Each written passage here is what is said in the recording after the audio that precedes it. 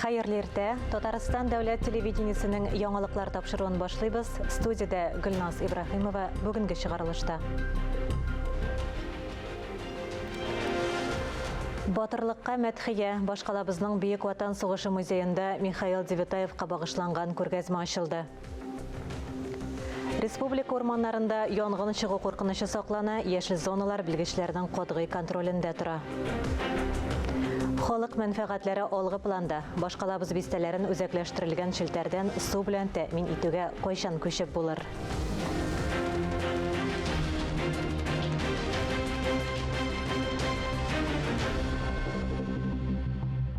Татарстан президенты Рөстәм Миңнеханов дәүләт торак фондына алга һәм тимер хәрби батальоннарында катнашучылар өчен яңа торак программасын эшләргә күрсәтмә бирде. Барлык уңайлыклары да булган торакның 1 квадрат метры якынча 60 мең сум тора, ә базар бәясе 150 меңнән алып 200 мең сум тирәсендә. Татарстанның 8 районында безнең ишегалды программасы буенча юлларны төзекләндерү эшләре тәмамланды. Программа республика президенты инициативасы белән барлыкка килде. Быел 38 районда эшләр дәвам итә. Меңнән артык йорт яны территориясен тәртипкә китерәләр. Балалар мәйданчыклары, асфальт алмаштырыла, парковка зоналары, ял итү урыннары булдырыла. Һәр ишегалдын төзекләндергәндә җирле халык фикре исәпкә алына. Аксубай, Актаныш, Чүпрәле һәм тагын 5 районда эш нәтиҗәләрен бәяли алалар. Тагын 30-да төзекләндерү эшләре 85%-ка үтәлгән. Һава температурасы югары булу сәбәпле Татарстанда янгын куркынычының критик 5-нче дәрәҗәсе көтелә. Шуның өчен республикада урманнарны янгыннардан саклау өчен чаралар күрелә. Урманнар һавадан да, җирдән дә көчәйтелгән контрольдә тотыла. Менә берничә ай инде республикада урманнарны аерым режимда һәр сәгать сайын диярлек тикшереп торалар. Татарстан белән чиктәш төбәкләрдә урманнарда янгыннар чыгып тора. Бәхеткә республикабызда янгыннар теркәлмәгән. Яздан ныклап әзерлек чаралары күрелгән. Урманда янгын куркынычсызлыгын 2нче типтагы 20 урман янгыннары станциясе тәэмин итә. Быел 2395 чакрым озынлыкта яңа саклау полосалары булдырылды. Гамәлдәге 4800 чакрымдагы полоса яңартылды. Урманнарда ял итү зоналары төзекләндерелде. Хәзер урманнарга керү катгый тыела. Яшел зоналарда киеренкелек саклана. 407 куркынычлы зона теркәлгән. Бу ваемсыз кешеләрнең тиешсез урында учак ягып, аны сүндермичә китүләренә, тәмәке төпчеген теләсә кая ташлап калдыруларына бәйле. Янгыннарны җирдән, һавадан, хәтта галәмнән онлайн режимда махсус кушымта ярдәмендә күзәтәләр. Траву даже приходится тушить, если такое слово применять, маму не горюй. Кайбер очракларда хәтта үләнне дә сүндерергә туры килә. Чөнки бик кызу, бирәк тә эссе җилле көндәрдә куркыныч. Быел мобиль кушымтада 329 янгын куркынычы урыны теркәлгән. Шуларның 129-ы расланган. Хәзер Татарстан урманнарында янгын куркынычының 4-нче класс дәрәҗәсе. Республиканың көньяк-көнчыгышында якын арада 5-нче критик дәрәҗә көтелә. Урманнарда булу кагыйдәләрен бозган өчен административ штраф бәясе 10 тапкыр арткан. Әгәр зыян зур булса, җинаять җаваплылыгы яный. Фарис Мөхәммәтов, Айнур Вәлиәхмәтов, Владимир Юрков, Татарстан яңалыклары. Республикада игеннәрне урып җыю уңышлы дәвам итә. Һәр гектардан уртача 40 центнерга якын ашлык җыела. Уракта Буа районы игенчеләре алдынгы урында. Һәр 5 көн саен иң яхшы комбайнчыларны бүләклиләр. Соңгы 5 көн йомгаклары буенча Заря агрофирмасы игенчеләре район башлыгының премиясенә һәм рәхмәт хатына ия булды. Урак башыннан бирле иң яхшы 5 комбайнчы 13,5 центнер ашлык суктырган. В очередной раз выехали в поля поощрить лучших комбайнеров, которые отличились в эту уборочную кампанию. На сегодняшний день Буинский район перешагнул экватор, 51% площадей убрано. Намолочено более 115 тысяч тонн зерновых, зима и пшеницу уже, можно сказать, завершили. Казанның Бөек Ватан сугышы музей мемориалында каһарман очучы, фронтовик, Советлар Союзы герое Михаил Девятаевка багышланган уникаль күргәзмә ачылды. Когда стала более-менее хорошая жизнь, и уже, так сказать, размер был неподходящий. Кече лейтенант Михаил Девятаев бу җәйге киемне 1940 елда Казан авиаклубында барганда сатып ала. Сугыш башлангач, яраткан бишмәтен туганнарына Тамбов өлкәсенә юллый. Батырлыкка тиң тормыш күргәзмәсендә каһарман очучының планшеты, шлемнары, ул очкан самолетларның макетлары да бар. Һәм әлбәттә күп фоторәсемнәр. Таких вещей много. Есть письма, которые отражают ту эпоху. Сугыш чорын чагылдырган хатлар, истәлекләр, бик кызыклы китаплар бар. Барысы да хатирәләрне яңарта. Алар сугыш турындагы илизманың ачык тарихи дәлилләре. Сугыш вакытында Михаил Девитаев күктән дошман бомбардировщикларын һәм самолетларын бәреп төшерә. Бәрелешләрнең берсендә Девитаев самолеты фашистлар очкынын яндыра. Тик үз самолеты да җиргә төшә. Очучы әсирлеккә эләгә. Ихтыяр кеше дошманны җиңү теләге көчле була. Михаил Девитаев тоткынлыктан качуны оештыра. 10 әсир дошман бомбардировщигында очып, әсирлектән качып котыла. Они готовили долго этот побег. Алар качарга озак әзерләнә. Очучы 2 тонн моторлы зур бомбардировщик штурвалы белән беренче тапкыр идарә итә. Очып уңышлы җиргә төшә. Бу уникаль очрак. Сугыштан соң Михаил Девитаев Казанга әйләнеп кайта. Елга порты вокзалына эшкә урнаша. Капитан механик һөнәрен үзләштергәч, ул акрынлап корабльдә йөзә башлый. 50нче еллар азагында ук аңа ракета дип исемләнгән су асты судносын сынауны йөклиләр. Аннары Метеор теплоходының беренче капитаны була. Советлар Союзы герое Михаил Девитаевның гаҗәеп батырлыгы белән Бөек Ватан сугышы музей мемориалында танышырга мөмкин. Күргәзмә 13 ноябрьгә кадәр эшли. Алия Галиуллина, Ангелина Морозова, Александр Решоткин, Татарстан яңалыклары.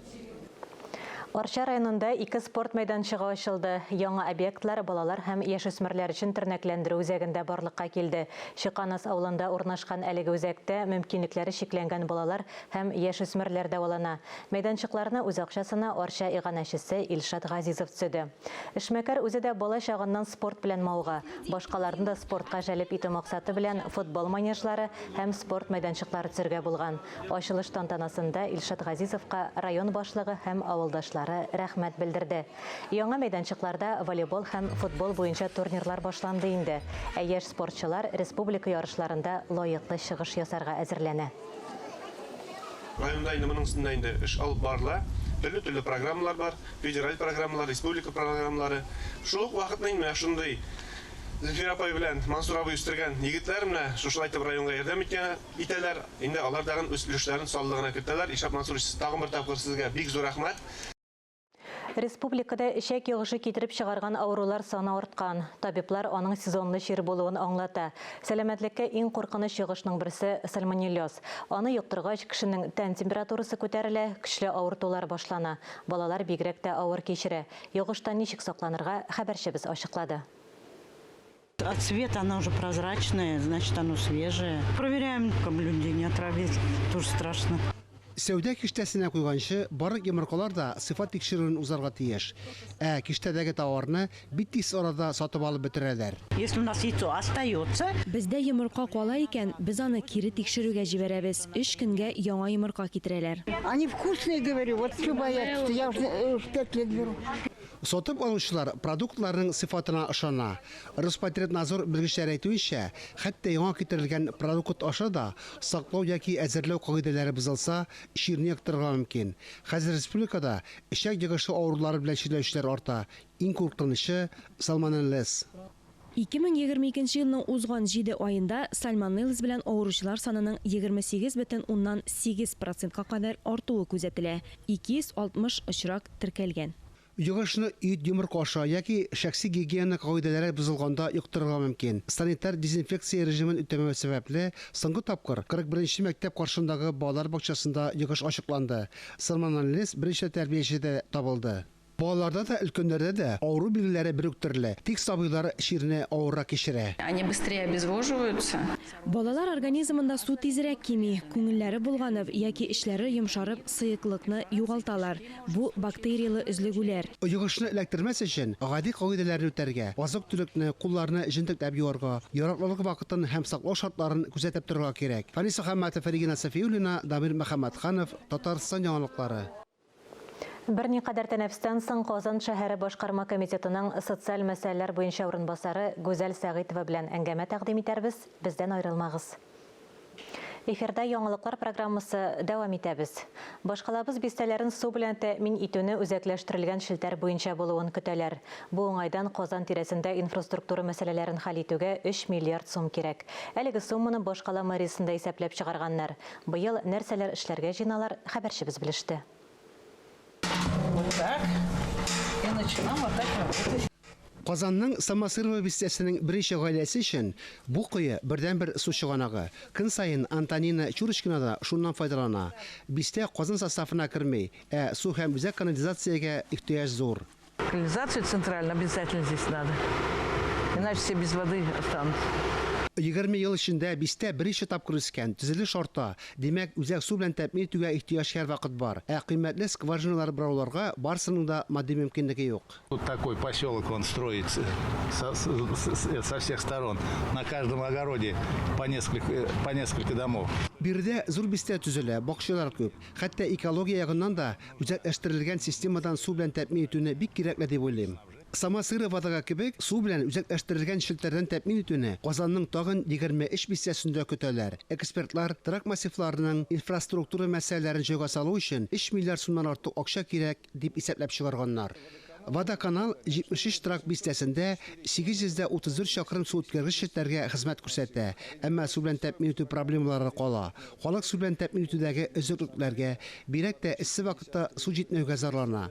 Проблеманы хәл итүгә 3 миллиард сумнан артык акча кирәк. Бу водоканалның еллык ремонт фондыннан 12 тапкыр күбрәк. Газ яки электр белән проблема юк диярлек. Су белән тәэмин итү проблемасы 215 меңгә якын кешегә кагыла. Казан бистәләрендә шул кадәр кеше яши. Проблеманы хәл итүгә федераль программада ярдәм итәчәк. Күп кенә бистәләр Казан составына күптән түгел генә керде. Озак еллар буена хәл ителмәгән проблемалар калды. 2010 елга кадәр трак массивларда булган кыенлыкларны бистә республика программасы хәл итәргә ярдәм итте. Без бистәләрдә эшләп дәвам итәбез, әмма федераль программа ярдәме кирәк. Быел су үткәргечне реконструкцияләү Царицына, Кече Кылыки, Сосновка бистәләренә кагыла. Бер елдан соң Салмашы, Константиновка, Көнчыгыш һәм Борисоглебская бистәләренә яңарыш килергә тиеш. Фарис Мөхәммәтов, Александр Шмагин, Илдар Галәүдинов, Татарстан яңалыклары.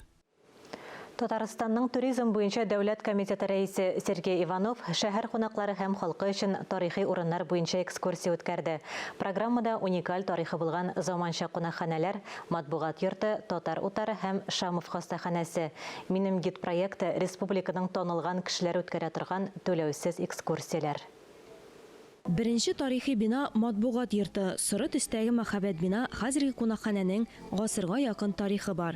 Экскурсияны шуннан башлыйлар. Һәр катта истәлекле детальләр, биредә эш станоклары, Муса Җәлил өстәле, Тукай клубы язучылары әгъзаларының портретлары бар. Цвет нашей. Бина үзе ачык китапны хәтерләтә.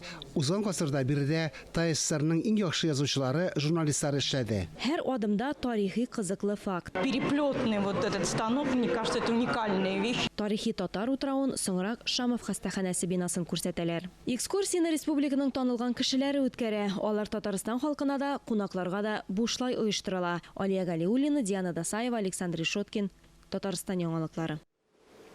Эфирда актуаль әңгәмә сәхифәсе, сүзне журналист Миңназым Сәфәровка бирәм.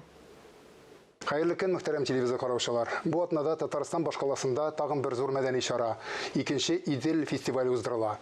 Әлеге хакта тулырак мәгълүмат бирү өчен без бүген студияга Казан шәһәре башкарма комитетының социаль мәсьәләләр буенча урынбасары Гүзәл Рәмзил кызы Сәгыйтованы чакырдык. Хәерле көн, Гүзәл ханым. Хәерле көн, исәмсез хөрмәтле тамашачылар, Миңназым абый. Казанда мәдәни чаралар күп була инде. Менә икенчесе була, белүемчә бу фестивальнең нәрсәдән гыйбарәт һәм гыйбарәт булачак һәм нәрсәсе белән аерыла бултыргаларны. Итил фестивале узган ел беренче тапкыр уздырылды һәм Итил сүзен әйтеп китмәкче идем.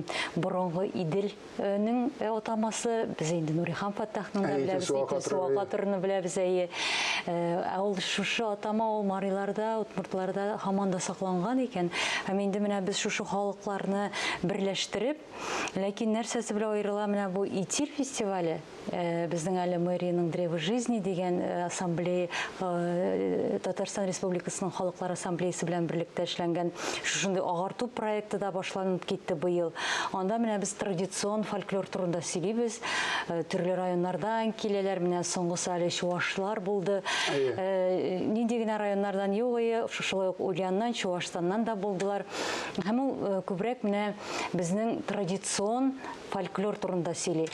Итил ул бүгенге көндә яшьләр ничек саклыйсың фольклорны?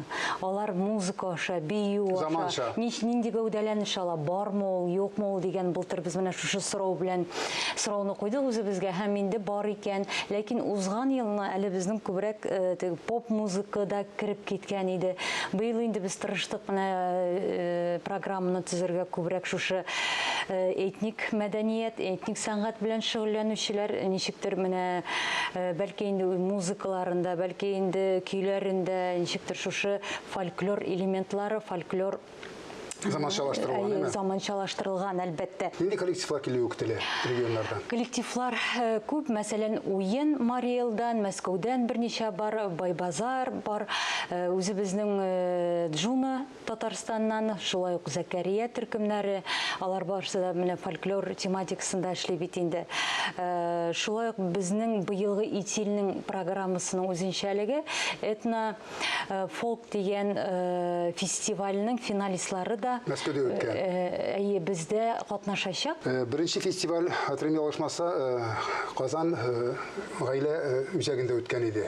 Шул территорияда узды. Быел урын үзгәртүе нәрсә белән бәйле? Беренчедән былтыр коронавирус вакыты хәтерләсәгез, без инде ул фестивальне күчердек, җәй булырга тиеш 2 көне сайлаулардан соң килеп чыкты. Ул вакытта безнең Манижа килгән иде, бит инде Евровидениедә катнашкан. Без аңлыйдык, халык күп булачак фестивальдә. Шуңа күрә территорияда Зоррак территория сайлаган. Сайладык, ләкин аңладык, ул ничектер шөкәтсезрәк ничектер. Беренчедән, икенчедән анда ЗАГС бит. Һәм безнең фестивальгә әзерлек ул шушы ЗАГСка килүчеләргә дә кымаучылык итә. Шулай ук безнең бер зур табын булачак, уртак табын, менә бу халыкларны берләштерү, анда ашарга, ишәргә һәм бераз утырып сөйләшергә мөмкин. Без бит хәзер табыннарга сирәк җыелабыз туганнар белән дә. Һәм менә бу ничектер дуслашу символы булсын иде дип уйлыйбыз. Һәм инде безнең кече сәхнәдә булачак, анда безнең перформанслар халыкка табыр өчен ул конкрет вакытта, әлбәттә, ләкин менә лет рестораны яндарак, чөнки авыррак, аның ераккарак урнашкан.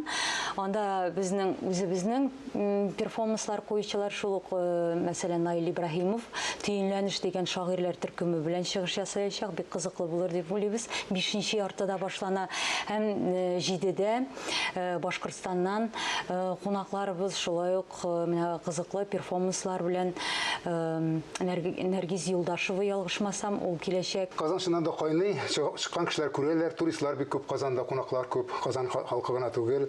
Тагын нинди чаралар көтелә менә бу безнең август алдыннан? Безнең узган елны парк һәм скверларда без хәрәкәттә бәрәкәт дигән проект башланган идек. Аны татар телен шулай җиңел генә популярлаштыру өчен, шулай ук инде яшьләр арасында, туристлар, Казан халкы өчен төрле спорт һәм биюләргә багышланды монда. Менә әле быел гына да брейк-данс та булды, аэробика да булды. Ләкин нәкъ менә татар биюенә багышланган менә бу җыеннар шул кадәр зур масштаблы төсмер ала. Хәтта беренчесен быел сезон ачылганда, узган елны кемнәр булган, быел инде көтеп шуны килгәннәр иде. Һәм алар шушы татар биюенә күбрәк багышласагыз иде дигән мөрәҗәгать белән чыктылар. Һәм инде без чыннан да инде бик күп 5 чараны бар идек. Татар биюенә башладык. Менә әле Зәридә булды, аңа кадәр Ярмәк вагы биюе, традицион татар биюе. Аннан Нурбәк белән шулай ук Ширеккүлдә көтелә безнең импровизацион биюләр. Һәм инде 30 августта җитәкчеләр сорау буенча шулай ук без хәрәкәттә бәрәкәтне кабатлаячакбыз. Һәм бөтен республика халкы белән бергә биеп, җырлап, аннан соң инде безнең шушы древо жизненең менә удмуртлар, чуашлар, марыйларга багышланды. Хәзер 28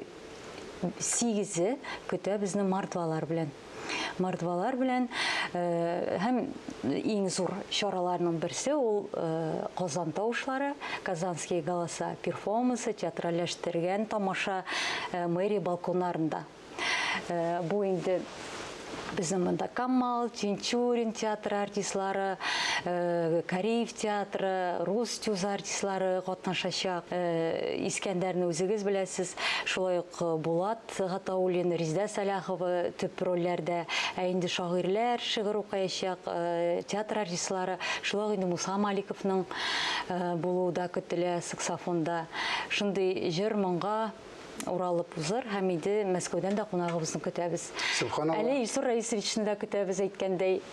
Иш вариант бар дидем, Илсур Раисович. Шигырь укыйсызмы? Җырлыйсызмы гитарада? Ул җырлый чыннан да. Яисә инде мэр буларак сәламләү сүземе. Бүтән вариант юк диде. Шуңа күрә көтәбез әйе. Чөнки ул барыбер мэрия балконнары, әйткәндәй менә бу исполкомның бинасы ул кайчандыр китапханә булган икән. Менә ул турыда да сүз булачак. Сезгә генә әле сер итеп саклыйдыр ик. Безнең бит инде автобусларда хәзер менә 30 августка шәһәрнең 5 маршруты, ул 12 автобусын без төрле менә туган телләр поезды бара бит метрода әле һаман йөри. Аны яңа елга кадәр генә йөртәбез дип безгә әйткәннәр иде, ләкин халык та сорады, депутатлар да сорады, һаман әле йөри ул безнең. Һәм инде менә шул концепцияны Марат Готович яклап шатты. Һәм без менә быел комиссия ярдәмендә шушы автобусларны бизибез, үзенчә шулай ук заманчарак була инде.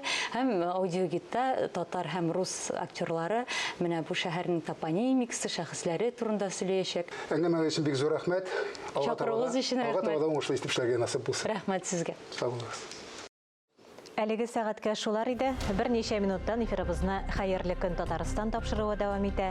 Ә без яңалыклар иҗат төркеме бүгенгә саубуллашабыз. Үзегезне һәм якыннарыгызны саклагыз. Сау сәламәт булыгыз.